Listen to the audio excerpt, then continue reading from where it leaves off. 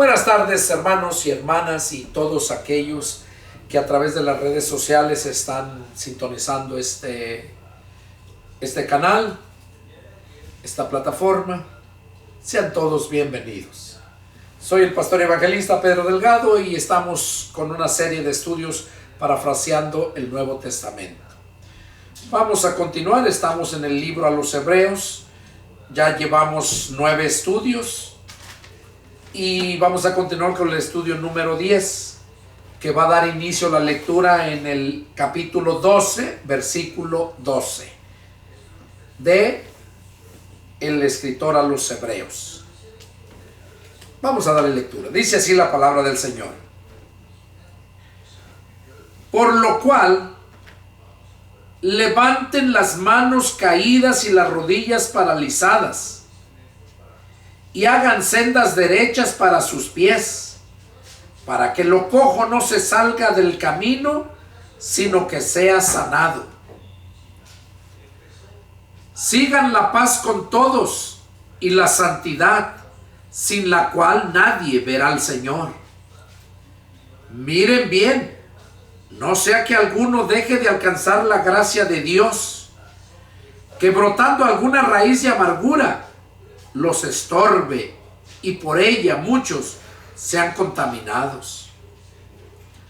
No sea que haya algún fornicario o profano como Esaú, que por una sola comida vendió su primogenitura. Porque ya saben que aún después, deseando heredar la bendición, fue desechado y no hubo oportunidad para el arrepentimiento, aunque lo procuró con lágrimas. Bueno, vamos a meditar aquí en estos 4 versículos, 6 versículos. Dice el escritor a los Hebreos, tiene como título el punto que está tratando, los que rechazan la gracia de Dios, o sea, los que rechazan el regalo de Dios. O sea, los que rechazan a Cristo, los que rechazan la doctrina de Cristo. Doctrina es sinónimo de enseñanza. Los que rechazan la enseñanza de Cristo. Dice, por lo cual levantando las manos caídas y las rodillas paralizadas, levanten, dice, y hagan sendas derechas para que sus pies, para que lo cojo no salga del camino, sino que sea sanado.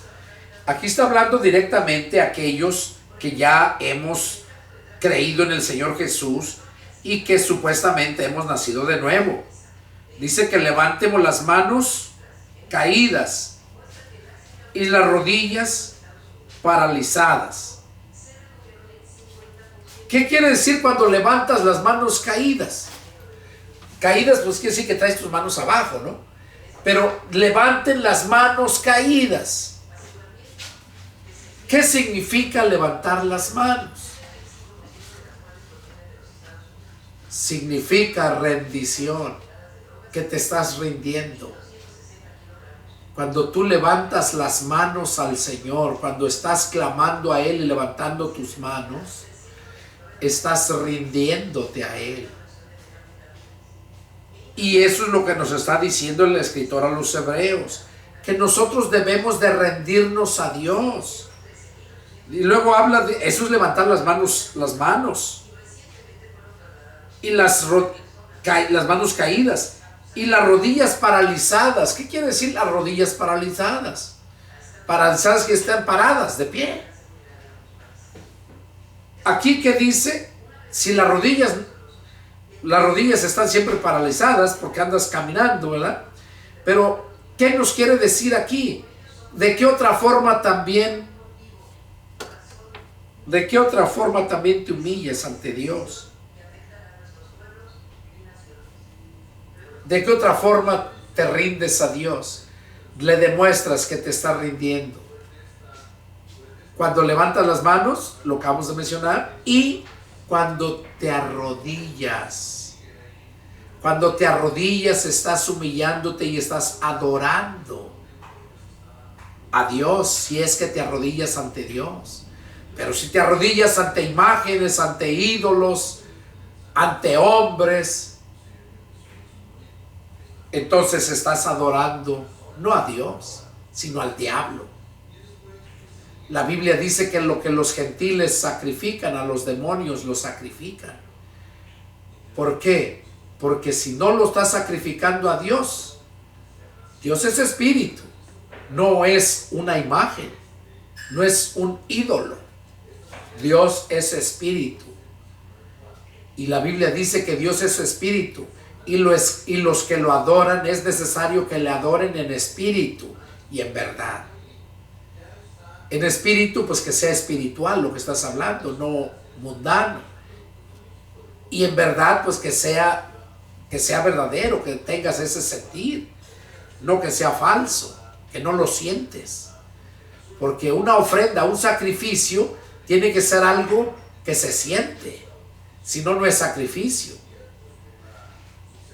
Y vemos, por ejemplo, la viuda de Sarepta dio una ofrenda, y esa ofrenda que dio, lo dio todo en sacrificio, porque no tenía nada más, no le tenía nada más.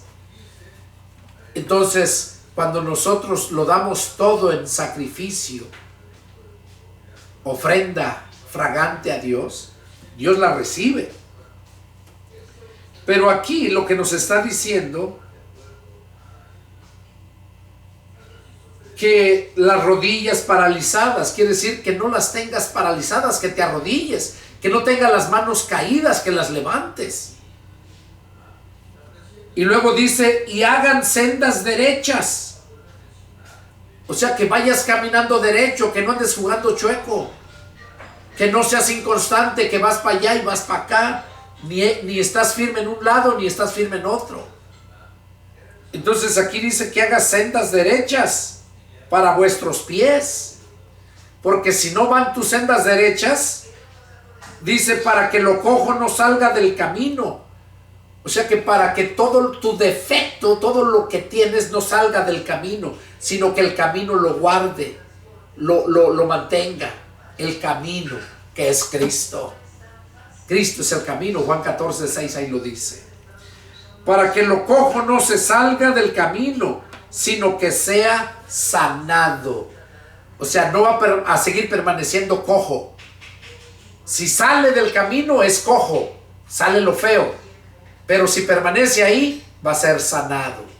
Y eso es lo que el Señor viene a sanar, a sanarnos. Y luego nos pone el ejemplo, aquí nos sigue diciendo, sigan la paz con todos. Sigan la paz. Que no seas una persona problemática, que seas una persona que buscas la paz, no uno, como dijera mi yerno Jorge, un amarranavajas, no, sino que seas una persona que busques la paz, que sigas la paz. Recordemos, pues no que la busques más que nada, porque la paz, recordemos que la paz, el cristiano ya la tiene. Jesús dijo, mi paz les dejo y mi paz les doy, no como el mundo la da. Entonces, que nosotros debemos de seguir la paz, no causar problemas. Dice, sigan la paz con todos, tanto con los hermanos como con los mundanos. Que sigas la paz, que no haya problemas entre tú y con ellos, no te metas. Y con los hermanos menos. Y luego dice, y la santidad.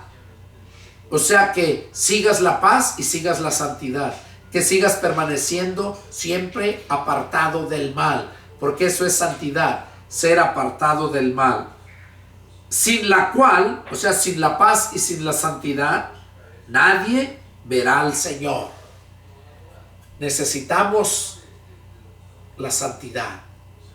Necesitamos la paz. Porque sin la paz y sin la santidad nadie verá al Señor. Y luego nos sigue diciendo, miren bien, o sea, pongan atención, tengan cuidado. No sea que alguno de ustedes, no sea que alguno deje de alcanzar la gracia de Dios. cuando dice aquí, miren bien, no sea que alguno deje de alcanzar la gracia de Dios, aquí aparentemente se oye como si la salvación se perdiera, que dejas de alcanzar la gracia de Dios. La gracia de Dios no la dejas de alcanzar cuando ya te convertiste a Cristo. Aquí está diciendo,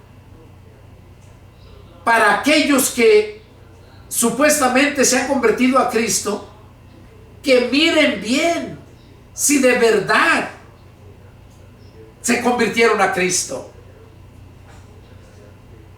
Por eso dice, miren bien. O sea, que tú mires bien en dónde estás, que mires bien quién te está enseñando la palabra de Dios, que mires bien qué doctrina estás aprendiendo. Porque si no es la doctrina de Cristo, no tienes a Dios, no tienes a Cristo. Ahí en 2 de Juan versos 9, 10 y 11, ahí lo dice. Dice bien claro que si alguno se extravía y no persevera en la doctrina de Cristo, no tiene a Dios. El que persevera en la doctrina de Cristo, ese sí tiene al Padre y al Hijo. Por eso dice bien aquí, miren bien, no sea que alguno deje de alcanzar la gracia de Dios.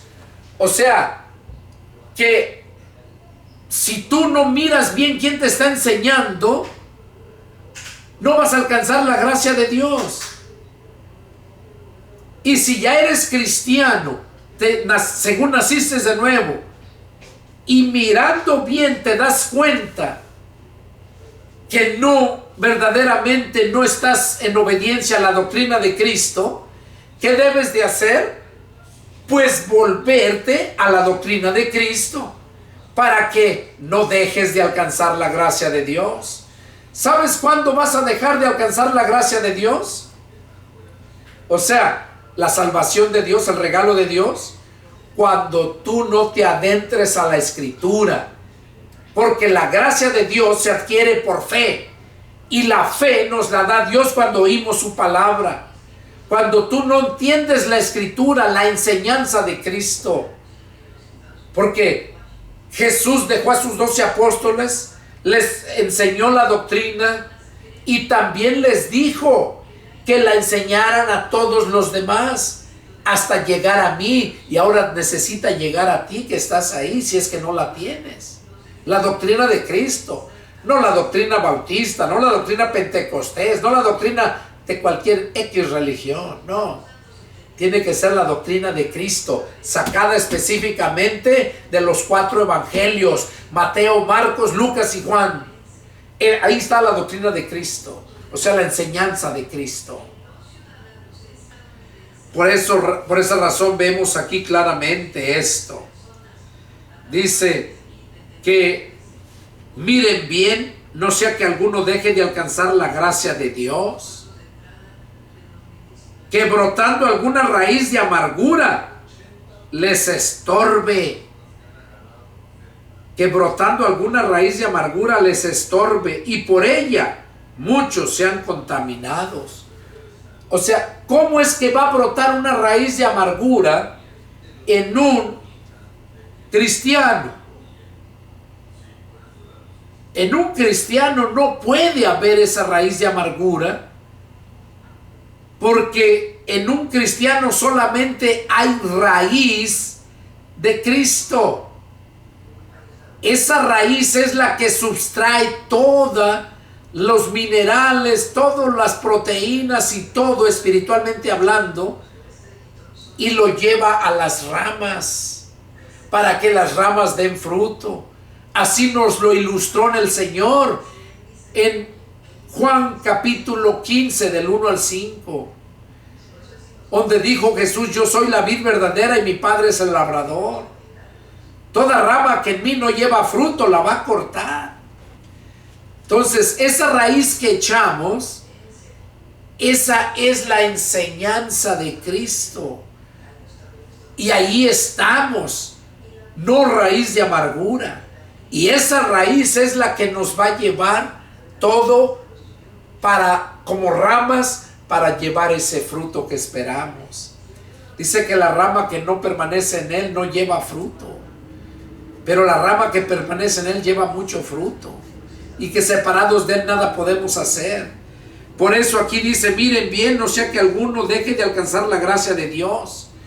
Tú vas a dejar de alcanzar la gracia de Dios cuando no estás llevando fruto, y no estás llevando fruto porque nunca has recibido la gracia de Dios, o sea, el Espíritu Santo. Porque dice la Escritura que cuando nosotros nos volvemos a Él, cuando nos arrepentimos y nos volvemos a Él, es cuando Dios derrama de su Espíritu en nosotros. Allá lo dice en Proverbios capítulo 1, del 20 en adelante, 21, dice, vuélvanse a mí y yo me volveré a ustedes, y derramaré sobre ustedes mi Espíritu Santo y les haré saber mis palabras. Entonces, nosotros cuando escuchamos la doctrina de Cristo, es cuando verdaderamente alcanzamos la gracia. Por eso nos advierte aquí, miren bien, que mires bien quién te está enseñando, qué doctrina estás recibiendo. Y luego dice que brotando alguna raíz de amargura les estorbe, y por ella muchos sean contaminados. Por esa doctrina mala te va a brotar esa raíz de amargura, y vas a contaminar tanto a tus familiares como a la gente que les andas predicando. Pues lo mismo que Jesús les dijo a los fariseos, que van en busca de un prosélito y finalmente lo hacen 2 veces más hijo del infierno que ellos. ¿Por qué? Porque en lugar de predicar de Cristo, van predicando ¿qué? Sus enseñanzas de ellos, sus dogmas de ellos. Eso les dijo Jesús, poniendo como mandamiento tradiciones de hombres y no según la palabra de Dios. A eso les reprendió Jesús a los fariseos. Y aquí entonces, cuando brota esa raíz de amargura en esa persona, entonces esa persona no le da importancia.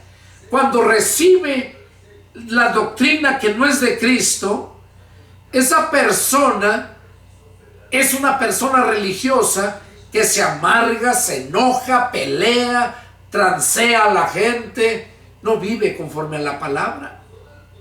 Y esa persona es la que hace lo mismo que hizo Esaú. A Esaú no le importó la primogenitura, ¿y qué hizo?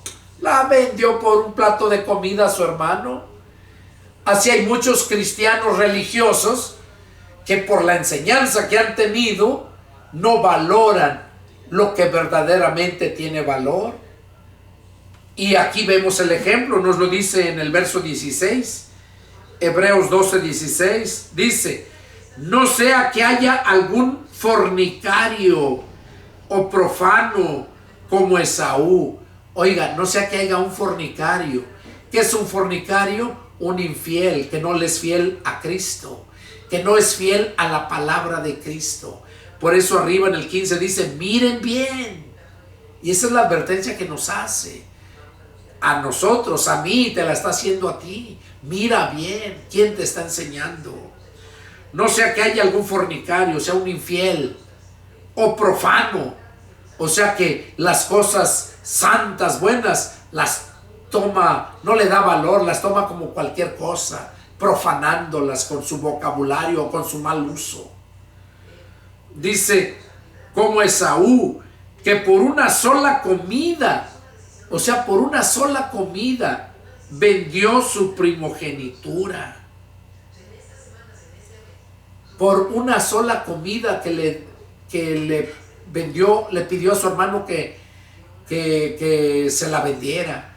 O sea, su hermano le pidió a él que se la vendiera, porque él llegó y le dijo, dame un plato de comida. ¿Y qué le dijo el hermano? Otro igual también, avaricioso. Véndeme tu primogenitura. Porque los dos pecaron ahí. Tanto uno querer comprar la primogenitura de su hermano cuando sabía que eso no se vende. ¿Qué nos recuerda eso? A aquel mago Elimas, que cuando vio que Pedro y Juan andaban predicando, ¿qué dice que les dijo? Cuando vieron que por la imposición de manos echaba fuera los demonios. Déjenme ver a ver si lo encuentro para leerlo.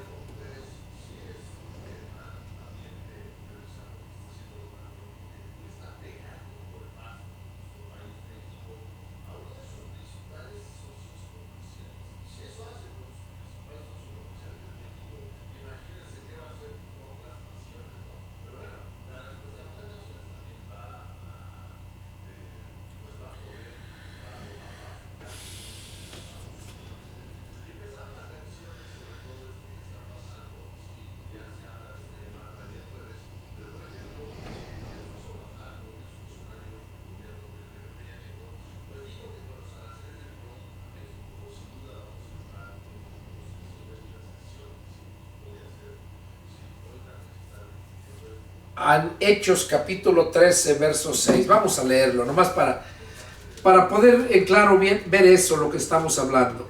En Hechos capítulo 13.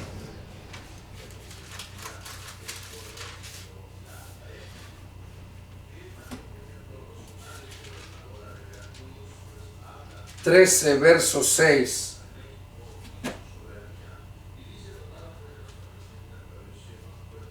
Dice: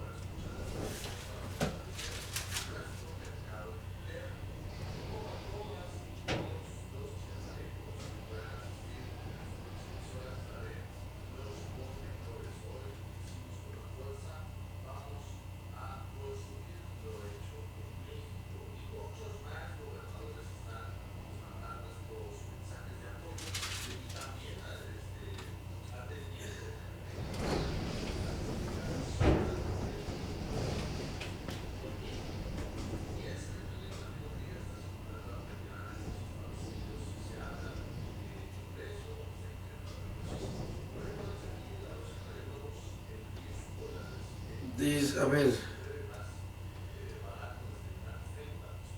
pero le resistía Elimas, el mago, pues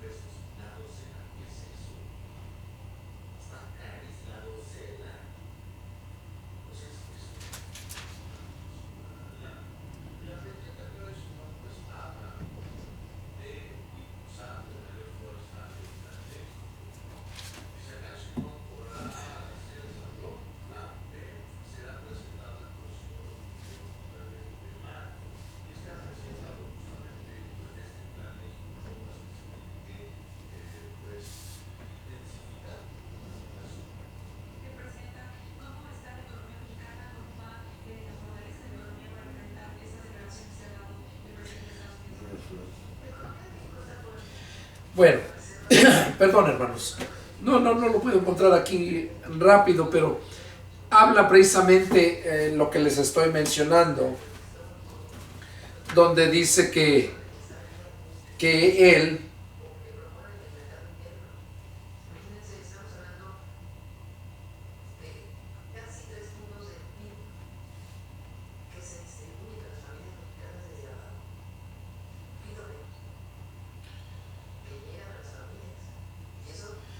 habla exactamente cómo él les ofreció dinero para que le impusieran las manos y para que también recibiera él el Espíritu Santo. Y vemos cómo Pablo lo reprendió.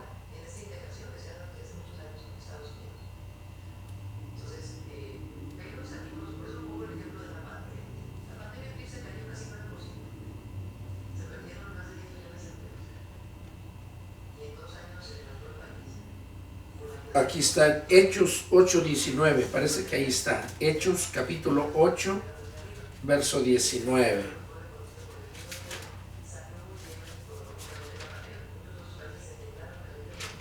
Miren qué tremendo.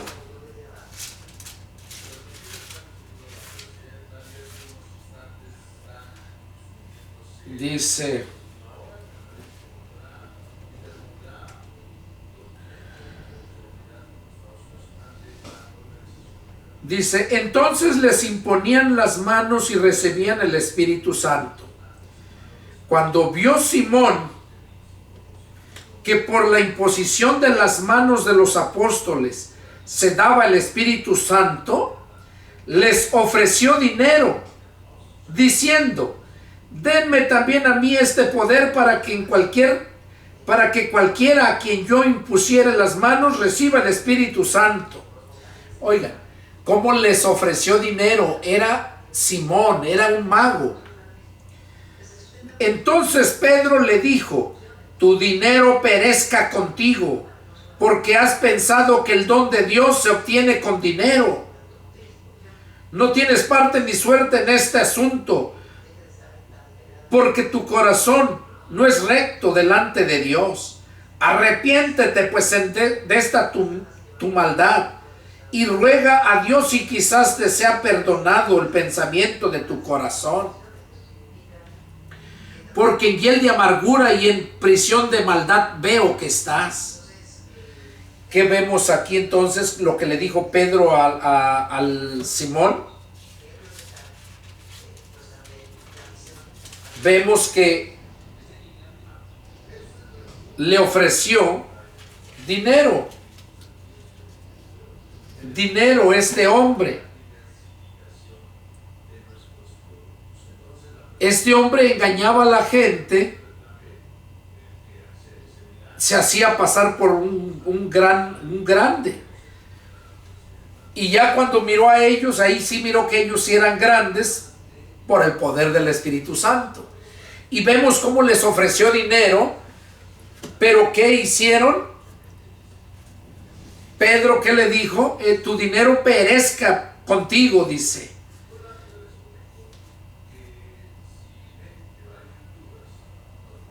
En el verso 20 lo dice, capítulo 8, verso 20. Entonces Pedro le dijo, tu dinero perezca contigo. Hoy en día le hubieran dicho, ¿a cuánto das? Y yo oro por ti para que recibas el Espíritu Santo. Ahí vemos al Benny Hinn, ahí vemos a varios disque apóstoles que oran y ya reciben el Espíritu Santo la gente. Pero reciben el espíritu de Satanás, demonios, no el Espíritu Santo, porque el Espíritu Santo obra donde está en santidad, no en maldad, y mucho menos comprarlo por dinero. Y es lo que estaba haciendo aquí queriéndoles comprar el Espíritu Santo, el poder del Espíritu Santo. Entonces, ¿qué es lo que a qué nos muestra aquí en la lectura que tenemos? Dice,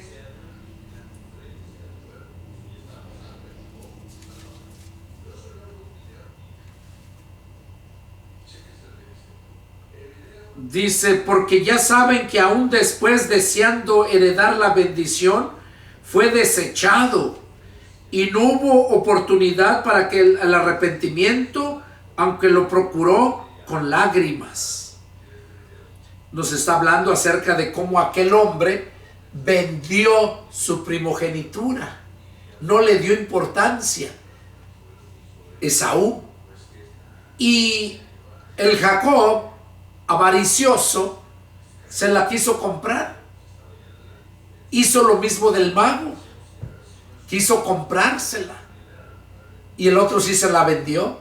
Y cuando llegó el tiempo de que ya le iban a dar la primogenitura, la bendición como el primogénito, entonces sí ya no quiso. ¿Y qué hizo Jacob? Por engaños a su padre le sacó la bendición. Pero ¿de qué le sirvió? Vemos cómo sufrieron, cómo siguieron las 12 tribus, cómo no se afirmaron en Cristo. Cuando llegó, lo mandaron crucificar y vemos cómo han sufrido. De nada les sirvió haber adquirido la primogenitura, porque la adquirió por esa comida. Y hoy en día es lo mismo. Todos aquellos que adquieren el cristianismo por medio de una religión, piensan que porque van y pactan, como dice la Radio Nueva Vida, allá donde los invitaban. Yo me acuerdo en California que era lo que hacían. Vemos donde muchos, esos que se creen muy grandes apóstoles y todo eso, como piden que les manden dinero y que ellos van a orar, que Dios los oye y que van a orar por ellos, que les van a dar mucha bendición. Esa es la doctrina de la prosperidad. Vemos cómo de nada le aprovechó a Jacob haber obtenido la primogenitura, y de nada le aprovecha a todo aquel cristiano que se dice cristiano, pero nunca se miró bien quién le estaba enseñando. Y por eso la advertencia en capítulo 12, verso 15 dice: miren bien, no sea que alguno deje de alcanzar la gracia de Dios. Ni Jacob miró bien, ni Esaú miró bien, y dejaron de alcanzar la gracia de Dios, y brotó la raíz de amargura tanto en Jacob como en Esaú. Y miren ahorita cómo están todos los descendientes de Esaú. Son los árabes. ¿Cómo están? ¿No están en pleito con los judíos? Los judíos son las 12 tribus, los 2 hijos de Jacob, pero no se quieren con los hijos de Esaú. También la descendencia de Isaac, ¿verdad? Que es Jacob y Esaú, son su descendencia. También no se quieren con el hijo de Abraham, el primer hijo de Abraham, hermano de Isaac, tío de ellos, que fue ¿quién? Ismael, hijo de Abraham, el primer hijo de Abraham. También están en grande guerra todos aquellos de Turquía, todos aquellos de Arabia, todos aquellos que viven en el oriente, en el occidente, perdón, en el oriente. Todos aquellos que viven en el oriente, toda la parte occidental, oriental del continente asiático, esos son toda esa raza de este hijo de Abraham, Ismael. Y de ahí, y también, no nada más de Ismael, también viene descendencia de los hijos de Caín, que Caín fue el que mató a su hermano Abel. Esaú fue el que le vendió la primogenitura a Esaú. Y vemos hoy en día todos aquellos que desprecian a Cristo son descendientes de todas esas generaciones. Por eso dice: miren bien, no sea que alguno deje de alcanzar la gracia de Dios.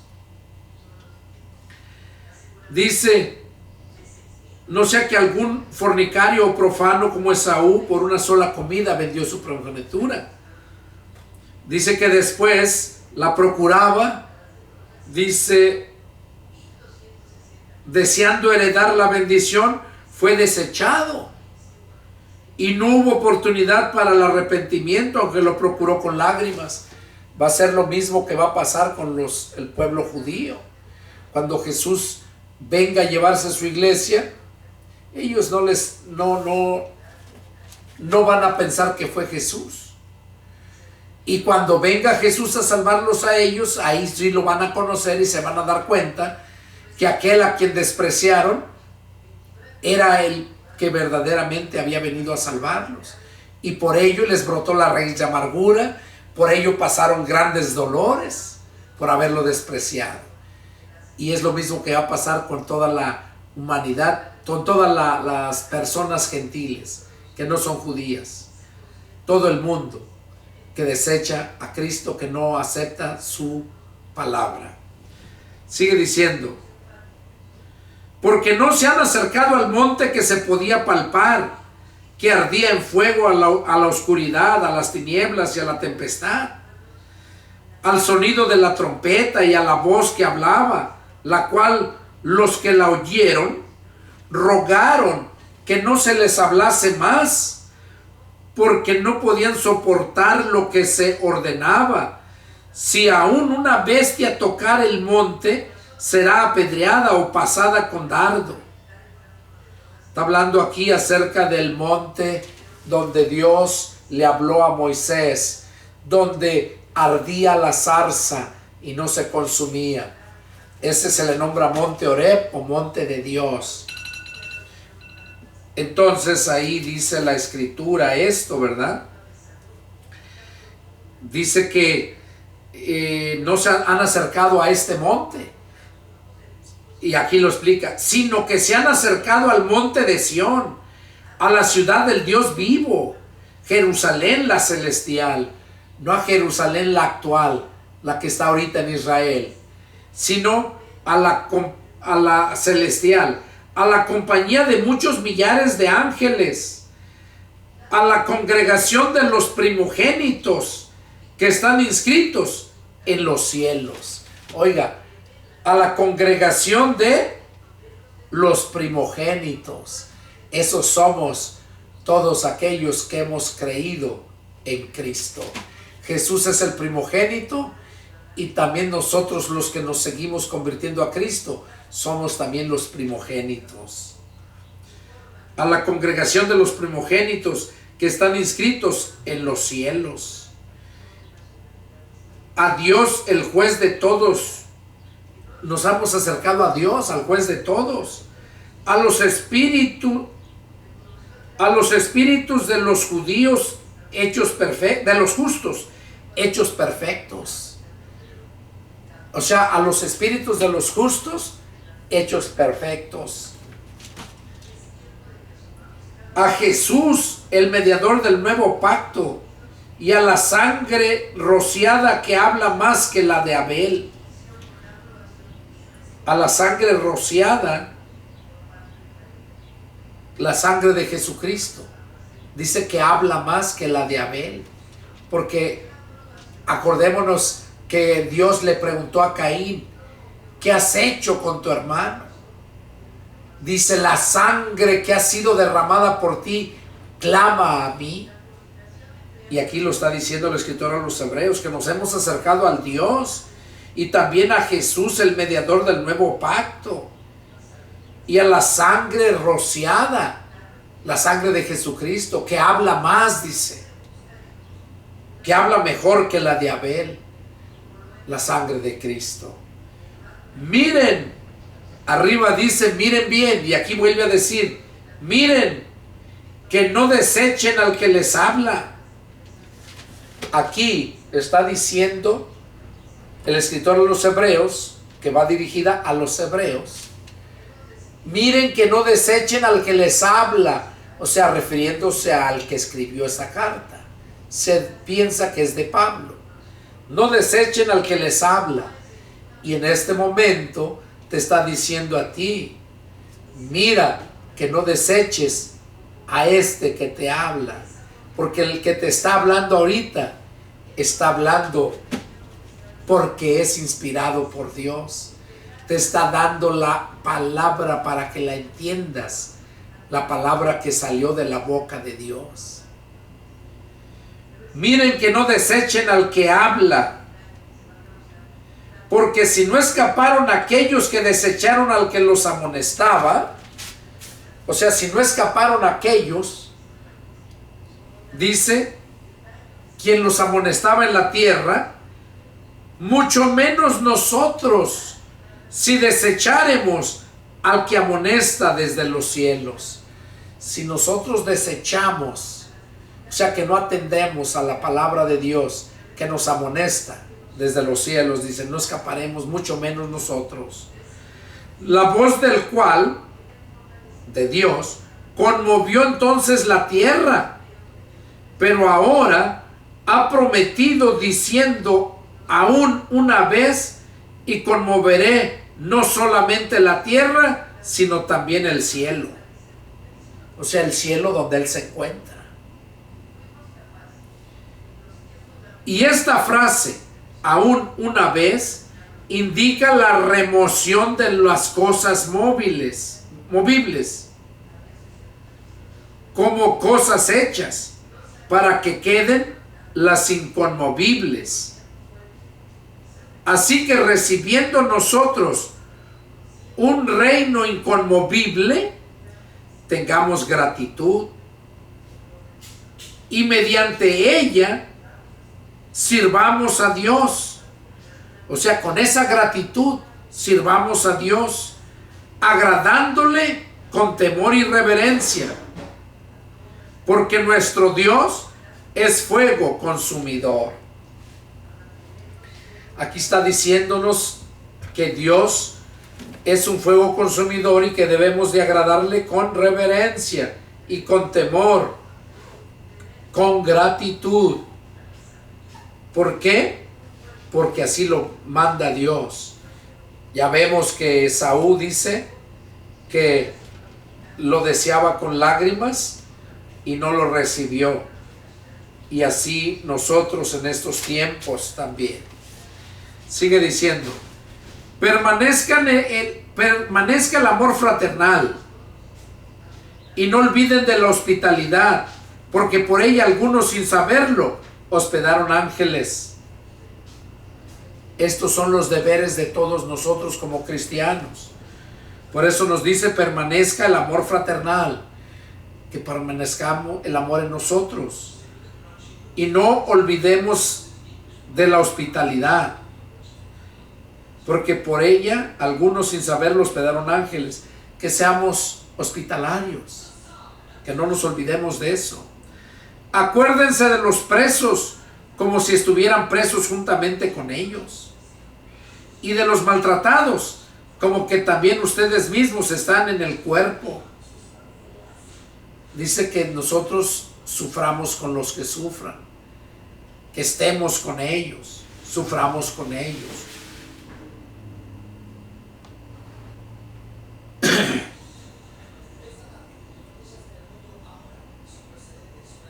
Sean vuestras costumbres sin avaricia, contentos con lo que tienen. Ahora, dice que nuestras costumbres no sean avariciosas y que estemos contentos ahora con lo que tenemos. Porque Él dijo: no te desampararé ni te dejaré. De manera que podemos decir confiadamente: el Señor es mi ayudador, no temeré lo que pueda hacer el hombre. Y dice en el verso 4: honrosos en todos el matrimonio y el lecho sin mancilla, pero los fornicarios y a los adúlteros los juzgará Dios. Aquí estamos viendo que a todo el mundo, dice que a los fornicarios y adúlteros los juzgará Dios. Aquí ya está hablando directamente a todo lo concerniente al mundo, porque un cristiano si llega a ser adúltero, si llega a ser fornicario, lo va a juzgar Cristo, no Dios, para condenación. Y eso lo vemos porque si así fuere, entonces miren en la Escritura cuántos siervos de Dios fueron fornicarios, fueron adúlteros. Lo vemos, por ejemplo, con David, lo vemos con Salomón, que no hubo hombre más sabio que Salomón. Lo vemos con David, que no hubo hombre que tuviera el corazón conforme al corazón de Dios como David. Entonces, aquí vemos que Dios tiene sus orden, sus formas, y están instituidas aquí. Es cuestión de entenderlas. Dice que honrosos sean todos el matrimonio. Y está hablándolo en todo, se refiere a el mundo y también a la iglesia, a su pueblo. Sigue diciendo: acuérdense de sus pastores que les hablaron la palabra de Dios. Consideren cuál haya sido el resultado de su conducta e imiten su fe. Nos está advirtiendo que debemos de analizar al pastor que nos instruye, que nos enseña. En aquel tiempo, yo antes de ser llamado por Dios al ministerio, yo tuve pastores, 3. Pero de los 3 nos hizo uno. ¿Por qué? Porque todos tenían su religión. Y cuando tú naces de nuevo del Espíritu, por la palabra del Espíritu, Dios te saca de ese lugar. Te saca y te lleva, porque Él empezó la obra en ti y Él la va a perfeccionar. Y si de verdad naciste de nuevo en la religión que sea, Él te va a sacar de ahí, porque empezó la obra en ti y la va a perfeccionar. Sigue diciendo que Jesucristo es el mismo de ayer, de hoy y por los siglos. No se dejen llevar de doctrinas de diversas y extrañas. Es la advertencia que nos hace, que no nos debemos de dejar llevar por doctrinas diversas y extrañas. Por eso dice, miren bien quién les enseña. No se dejen llevar por doctrinas de diversas y extrañas, porque buena cosa es afirmar el corazón con la gracia y no con viandas. O sea, esto va refiriéndose a aquellas doctrinas que enseñan que no debes de comer esto, no comas aquello, no trabajes el sábado. Esas cosas no. Por eso dice, no se dejen llevar de doctrinas diversas y extrañas, porque buena cosa es afirmar el corazón con la gracia. Tu corazón, o sea, tu mente debe estar firme en la gracia, o sea, en la palabra, en el regalo que Dios nos dio y que nos lo menciona por medio de su palabra, y no con viandas ni ninguna otra cosa que nunca aprovechó a los que se ocuparon en ella, dice. Tenemos un altar del cual no tiene derecho de comer los que sirven al tabernáculo, porque los cuerpos de aquellos animales cuya sangre, a causa del pecado, es introducida en el santuario por el sumo sacerdote, son quemados fuera del campamento, por lo cual también Jesús, para santificar al pueblo mediante su propia sangre, padeció fuera de la puerta. O sea, aquí está hablando que tenemos nosotros un altar del cual nadie tiene derecho de comer los que sirven al tabernáculo. Y ese altar que no tenemos derecho a comer se está refiriendo a Jesucristo. Y nos enseña que en aquel tiempo el sacerdote comía de lo del altar. De lo del altar. De ahí comía. Y de ahí se mantenía y todo. Y aquí dice, tenemos un altar del cual no tienen derecho de comer los que sirven al tabernáculo. Porque los cuerpos de aquellos animales cuya sangre a causa del pecado es introducida en el santuario por el sumo sacerdote, son quemados fuera del campamento. O sea, eso que era ofrecido era quemado fuera del campamento. Y Jesús también dice, para santificar al pueblo mediante su propia sangre, padeció fuera de la puerta del templo. ¿Qué nos hace? ¿Qué nos dice ahora a nosotros? Verso 15. Salgamos pues a él fuera del campamento, llevando su vituperio. O sea que si de verdad eres cristiano y has creído en él, que salgamos fuera del templo, dice, fuera del campamento, que salgas de tu casa, de tu ciudad, que salgamos fuera y llevemos su vituperio. O sea que resistamos y llevemos la vergüenza, los insultos. Y luego sigue diciendo, verso 15, porque no tenemos aquí ciudad permanente, sino que buscamos la porvenir. Salgamos fuera del campamento, dice, que salgas fuera de tu ciudad, porque la ciudad donde vives no es tuya, ahí vives. Dice que nosotros tenemos una ciudad, es la porvenir.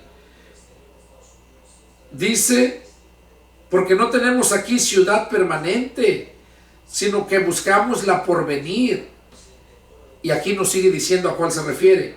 Así que ofrezcamos siempre a Dios, por medio de Él, o sea, por medio de Jesucristo, sacrificio de alabanza, es decir, fruto de labios que confiesan su nombre, dando a entender que siempre ofrezcamos sacrificio a Dios, ya no de animales, sino de alabanza, sino sacrificio vivo, que lo sientas tú, no que lo sientan los animales. Y de hacer bien y de la ayuda mutua, no te olvides. Como cristianos no debemos de olvidarnos de hacer el bien y de la ayuda mutua. Mutua quiere decir que tú estás ayudando a alguien porque otro te ayudó a ti, es algo mutuo. Pero hay muchos que solamente están como el asadón, nomás para acá, que nomás a ellos los están ayudando. ¿Por qué están así? Simplemente porque no han nacido de nuevo. Son cizaña que está ahí estorbando al trigo. Porque eso iba a crecer junto. En el templo, en la iglesia, no creas que todos son cristianos. En la iglesia verdadera donde se predica a Cristo, también está el diablo con sus hijos ahí. Y déjame decirte que son más fieles ellos que ni los verdaderos cristianos. Son los primeros que están ahí. Son los primeros en querer dar y todo esto para ser notados, para que vean que sobresalen. Pablo mismo lo dijo, que hay peligro entre los falsos hermanos, porque hay falsos. Si el diablo dice que se disfraza de ángel de luz, ¿cuánto más sus hijos? Sigue diciendo,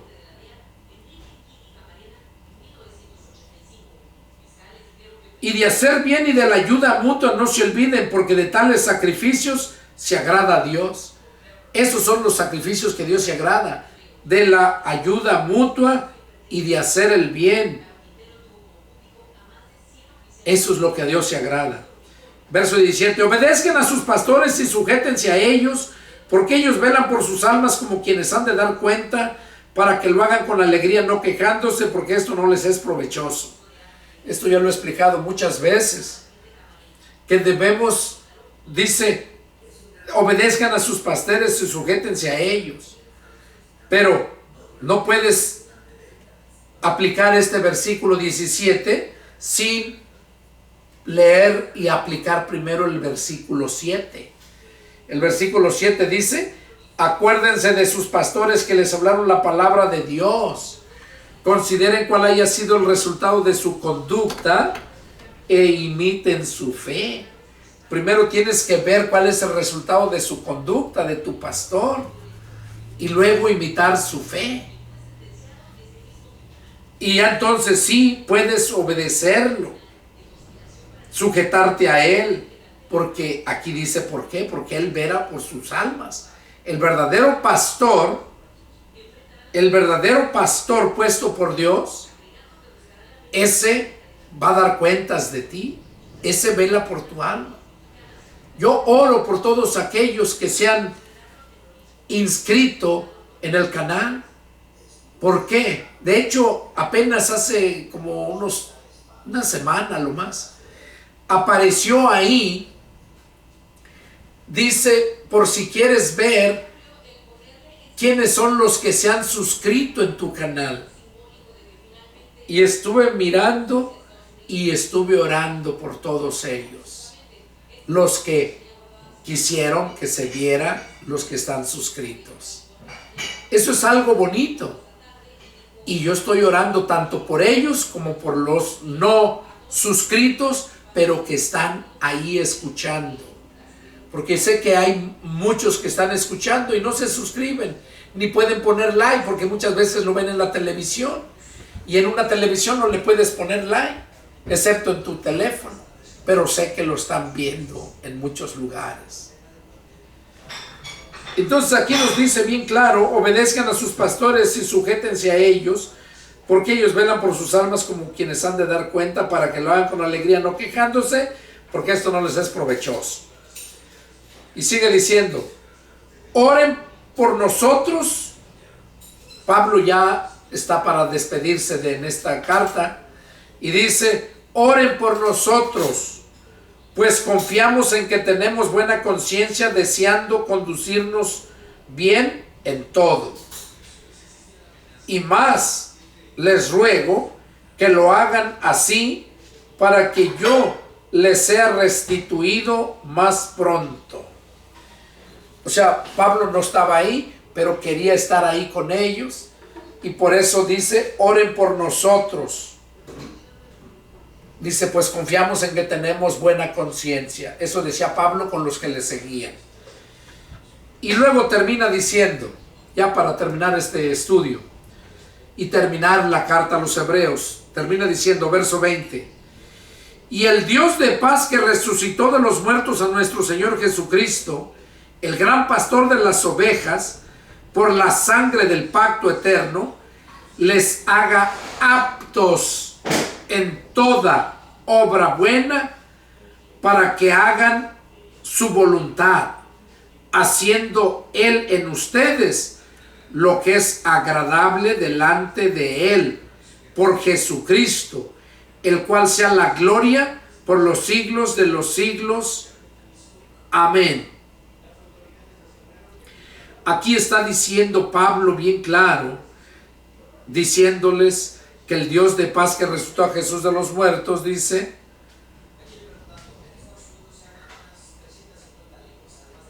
los haga aptos para toda buena obra. Pues sí, porque Él es el que nos hace aptos. La religión te hace inepto, para que nos haga aptos para toda buena obra, para que hagan su voluntad. Es así como nosotros podemos hacer su voluntad de Dios, cuando Él nos hace aptos para eso. Y dice, para que podamos hacer su voluntad, haciendo Él en nosotros, en ustedes, lo que es agradable delante de Él. O sea, nosotros vamos a hacer lo que es agradable delante de Él por medio de su voluntad. Porque Dios, por medio de Jesucristo, es el que nos da la fuerza para hacer su voluntad. Bueno, hermanos, verso 22 termina diciendo, les ruego, hermanos, que soporten la palabra de exhortación, pues les he escrito brevemente. Sepan que está en libertad nuestro hermano Timoteo, en el cual, si vinieren pronto, iré a ustedes. Saludos a todos. Bueno, aquí ya son las salutaciones de Pablo a los hermanos, y se deduce que esta carta fue escrita por Pablo, y con estas palabras que habla y sus siervos. Recordemos que Timoteo siempre fue siervo de Pablo, le conoce como hijo. Aquí en el verso 22, sepan que está en libertad nuestro hermano Timoteo. Sí, porque padecían persecuciones y cárceles. Bueno, hermanos, este fue el estudio número 10. Y terminamos con la carta a los Hebreos. Terminamos el estudio número 10.